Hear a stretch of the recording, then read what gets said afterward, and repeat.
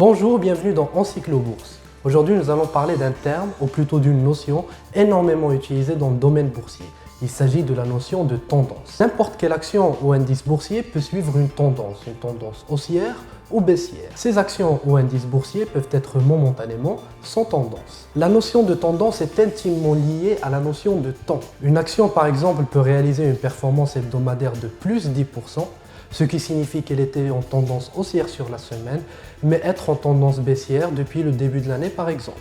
C'est pour ça que dans des analyses financières ou des articles de presse, vous trouverez toujours des performances rattachées à des périodes, soit depuis le début de l'année, sur 3 ans, sur 5 ans, même sur 10 ans. Cette notion de temps nous renvoie à une cartographie en 3 types d'horizons. L'horizon long terme auquel on rattache la tendance à long terme. Généralement sur cet horizon, les actions ou les indices suivent les fondamentaux de l'économie. L'horizon moyen terme auquel est raccordée la tendance à moyen terme qui se calcule sur quelques mois, voire quelques années. La tendance à moyen terme suit généralement la conjoncture économique sur quelques années, voire quelques mois. Et puis à court terme, nous pouvons constater des tendances à court terme qui se calculent sur quelques jours, quelques semaines, voire 2 ou 3 mois. La tendance à long terme qui suit l'évolution de l'économie dans sa globalité est appelée une tendance primaire. La tendance à moyen terme qui suit la conjoncture économique à plus court terme est appelée une tendance secondaire. La tendance à court terme qui suit ce qu'on appelle le bruit de marché à court terme s'appelle la tendance tertiaire. Il est généralement admis dans la littérature boursière